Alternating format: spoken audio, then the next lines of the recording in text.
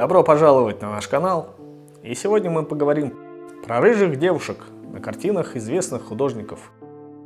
Рыжие всегда были в центре внимания, хотя бы из-за своего не совсем привычного цвета волос. Рыжий – стандартная кличка обладателей подобной шевелюры в школе, ПТУ, техникуме и даже в институте. А рыжеволосые девушки обычно могли рассчитывать на повышенное к себе внимание со стороны сильного пола, хотя бы просто потому, что они отличались от других. Неудивительно, что художники во все времена охотно писали рыжих, и мужчин, и женщин, а сам цвет волос символизировал очень многое – чувственность, хитрость, распущенность, а главное – инаковость. Началось все с замечательной картины Сандро Боттичелли «Рождение Венеры». Богиня любви и красоты предстает перед нами обнаженной, с роскошными рыжими волосами, делающими ее еще прекраснее. Тут уже ни у кого не возникает сомнений, вот истинная богиня.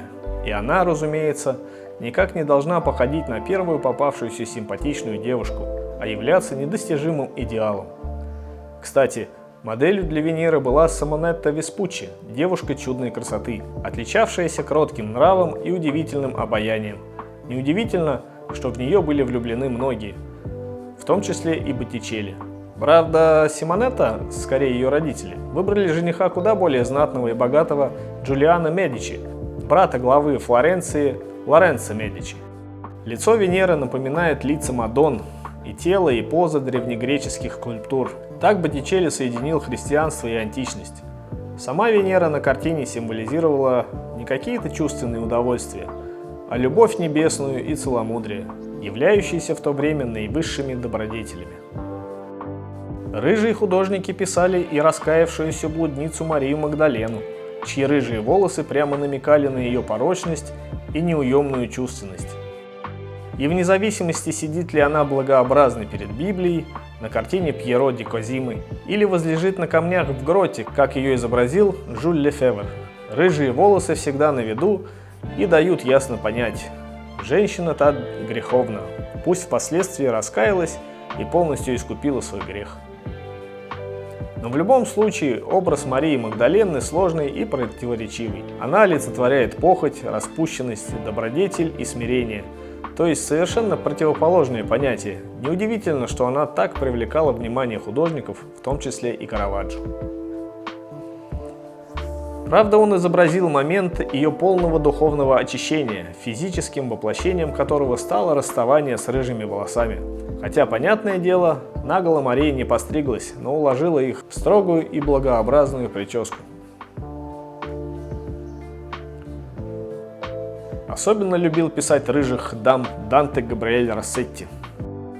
Можно сказать, у него был на рыжих определенный сдвиг. Например, он неустанно преследовал случайно увиденную им на улицу Алексу Уайлдинг с огненными красными волосами, умоляя стать его натурщицей. То и ничего не оставалось делать, как согласиться. Россетти уже тогда был известным художником, мог хорошо заплатить за ее услуги и к тому же считался настоящим сердцеедом, которому редко какая дама вообще могла отказать.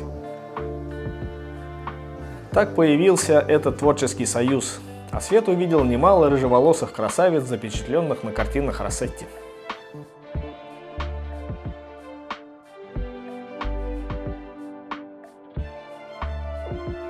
Еще один любитель рыжеволосых – Анри де Тулус-Латрек.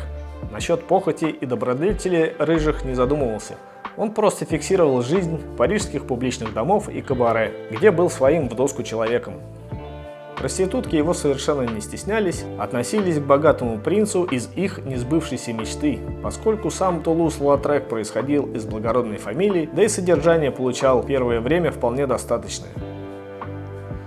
А еще он относился к ним как к равным, так как слишком хорошо знал о пренебрежении к не таким, как все, возможно, потому и ценил общество таких же отверженных.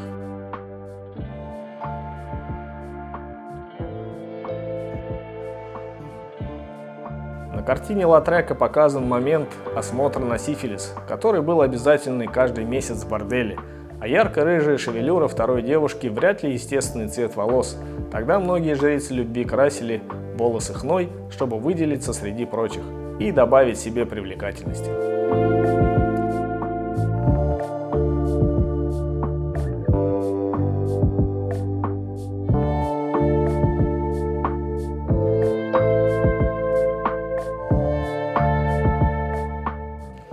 Спасибо, что досмотрели видео до конца. Лайк и комментарий – отличный способ поддержать канал и автора.